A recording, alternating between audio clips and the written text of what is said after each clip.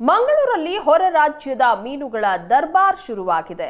ಚಂಡಮಾರುತದ ಎಫೆಕ್ಟ್ನಿಂದಾಗಿ ರಾಜ್ಯದಲ್ಲಿ ಮೀನುಗಾರಿಕೆಯನ್ನು ಸ್ಥಗಿತ ಮಾಡಲಾಗಿದೆ. ಸದ್ಯ ನಾಡದೋಣಿ ಮೀನುಗಾರಿಕೆಯನ್ನ ಸಹ ಮುಂದೂಡಿಕೆ ಮಾಡಲಾಗಿದೆ. ಹೀಗಾಗಿ ಹೊರ ರಾಜ್ಯಗಳಿಂದ ಮೀನುಗಳನ್ನು ಆಮದು ಮಾಡಿಕೊಳ್ಳಲಾಗ್ತಾ ಇದೆ.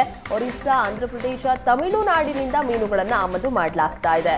ಮಾರುಕಟ್ಟೆಯಲ್ಲಿ ದುಪ್ಪಟ್ಟು ಬೆಲೆಗೆ ಮೀನುಗಳು ಮಾರಾಟ ಆಗ್ತಾ ಇದೆ.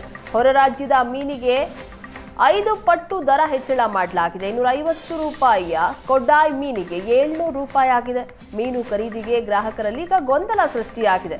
ಹವಾಮಾನ ಹಾಗೆ ತೂಫಾನಿನಿಂದಾಗಿ ರಾಜ್ಯದಲ್ಲಿ ಮೀನುಗಾರಿಕೆ ರದ್ದಾಗಿದ್ದು, ಅಮಾವಾಸ್ಯೆ ಪೂಜೆ ಮುಗಿಸಿ ಕಡಲಿಗೆ ಇಳಿಯೋದಕ್ಕೆ ರಾಜ್ಯದ ಮೀನುಗಾರರು ಆತುರದಲ್ಲಿದ್ದಾರೆ.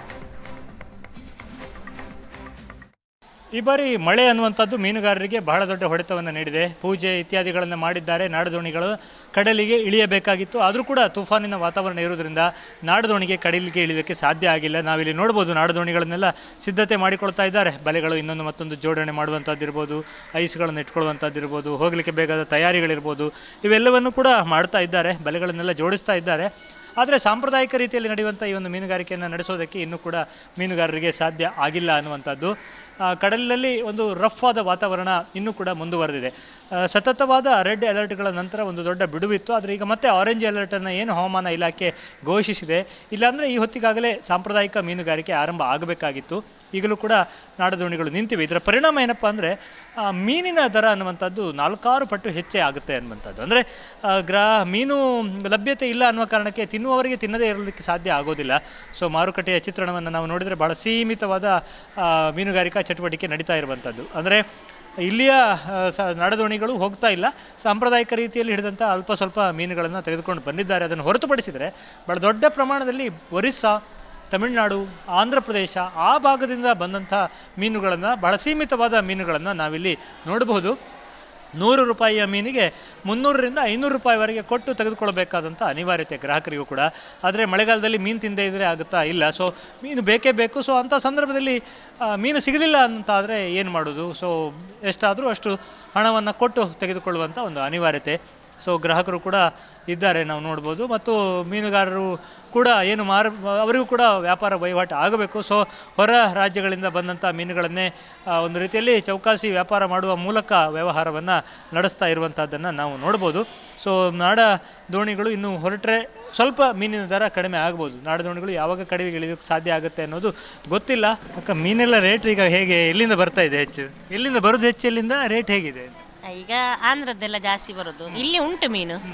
ಈಗ ಅದು ರೇಟ್ ಕಾಸ್ಟ್ಲಿ ಅಲ್ಲ, ತಗೊಂಡು ಮಾರ್ಲಿಕ್ಕೆ ಆಗುದಿಲ್ಲ. ಈಗ ಅದು ರೇಟ್ ಕಾಸ್ಟ್ಲಿ. ಅಂದರೆ ಈಗ ಉದಾಹರಣೆಗೆ ಒಂದು 100 ರೂಪಾಯಿ ಇದ್ದರೆ ಈಗ ಎಷ್ಟು, 500 ಕೊಡಬೇಕಾ? 5 ಪಟ್ಟು ಜಾಸ್ತಿ ಆಗಿದೆಯಾ, 2-3 ಪಟ್ಟು ಅಷ್ಟೇ? ಅದು 250 ಹೀಗೆಲ್ಲ ಕೊಡ್ಡೆ ಇತ್ತು ಬೋಟಿದಾದರೆ. ಈಗ ಅಲ್ಲಿ 500 ಉಂಟು, ಡಬ್ಬಲ್ ಆಗಿದೆ. ಅದನ್ನು ನಾವು 500 ಇದ್ದರೆ ನಮಗೆ ತಂದದ್ದು ಬಾಡಿಗೆ ಎಲ್ಲ ಸೇರಿಸಿ 600ಕ್ಕೆ ಮಾರಬೇಕಾಗ್ತದೆ. ತಗೊಂಡು ಹೋಗೋರು ಇಲ್ಲ.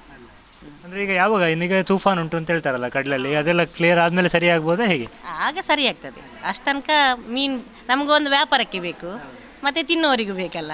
ಹಾಗೆ ನಾಡದೋಣಿ ಎಲ್ಲ ಶುರು ಆಗಲಿಲ್ವಾ ಇನ್ನೂ ಕೂಡ? ಈಗ ತುಫಾನ್ ಉಂಟಲ್ಲ, ಹಾಗಾಗಿ ಇಲ್ಲ. ಇವತ್ತು ಹೋಗ್ತದಂತ ಎಣಿಸಿದ್ರು, ಇಲ್ಲ. ನಿನ್ನೆ ಅಮಾವಾಸ್ಯೆ ಕೈ ಮುಗ್ದು ಇವತ್ತು ಹೋಗೋದಂತ ಎಣಿಸಿದ್ರು. ಇವತ್ತು ಗಾಳಿಗೆ ಹೋಗ್ಲಿಕ್ಕಾಗಲಿಲ್ಲ. ಯಾವ ಮೀನು ಹೆಚ್ಚು ಈಗ ಅಲ್ಲಿಂದೆಲ್ಲ ಬರುವುದು? ಯಾವ ಮೀನು ಇಲ್ಲಿಗೆ ಬೇಕಾದ ಡಿಮಾಂಡ್ ಇರುವ ಮೀನೇ ಬರ್ತದಾ ಬೇರೆ? ಅಲ್ಲಿ ಎಟ್ಟಿ ಮತ್ತು ಕೊಡ್ಡೆ ಮತ್ತು ಬಂಗುಡೆ ಬರ್ತದೆ, ಕಂತಲೆದು ಬರ್ತದೆ ಮೀನು. ಸರ್ ರೇಟ್ ಹೆಚ್ಚಾದರೂ ತಗೋಬೇಕಾಗ್ತದೆ ಅಲ್ಲ? ತೆಗೆದುಕೊಳ್ಬೇಕಾಗ್ತದೆ. ಎಷ್ಟು ಪಟ್ಟು ಹೆಚ್ಚಾಗ್ತದೆ? ಈಗ 2 ಪಟ್ಟು ಆಗಿದೆ. ಇನ್ನು ಈಗ ಇದು ಅವರಿಗೂ ಸಮಸ್ಯೆ, ನಮಗೂ ಗ್ರಾಹಕರಿಗೂ ಸಮಸ್ಯೆ. ಅಂದರೆ ಅವರಿಗೂ ಮೀನು ಸಿಗ್ತಾ ಇಲ್ಲ, ನಮಗೆ ಗ್ರಾಹಕರಿಗೂ ಮೀನು ಸಿಗ್ತಾ ಇಲ್ಲ. ಹಾಗಾಗಿ ಸಮಸ್ಯೆ ಆಗಿದೆ. ಇನ್ನು ಮಳೆಗಾಲ ಸ್ವಲ್ಪ ಕಡಿಮೆ, 1 ತಿಂಗಳ ನಂತರ ಒಳ್ಳೆ ಮೀನಿನ ವ್ಯವಸ್ಥೆ ಬರ್ತದೆ, ಸಿಗ್ಬೋದು. ಅಂದರೆ ಮುಖ್ಯವಾಗಿ ಏನಂತ ಹೇಳಿದರೆ ನಾಡದೋಣಿಗಳ ಮೀನುಗಾರಿಕೆ ಆರಂಭ ಆಗಬೇಕಿತ್ತು. ಪೂಜೆ ಕೂಡ ಮಾಡಿದರು.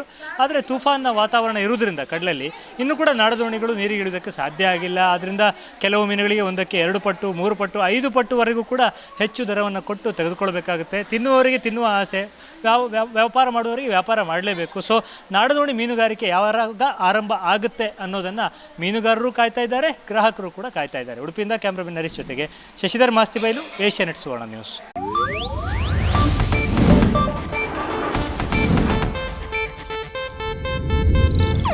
ಇದು ಏಷ್ಯಾನೆಟ್ ನ್ಯೂಸ್ ನೆಟ್ವರ್ಕ್ ಪ್ರಸ್ತುತಿ.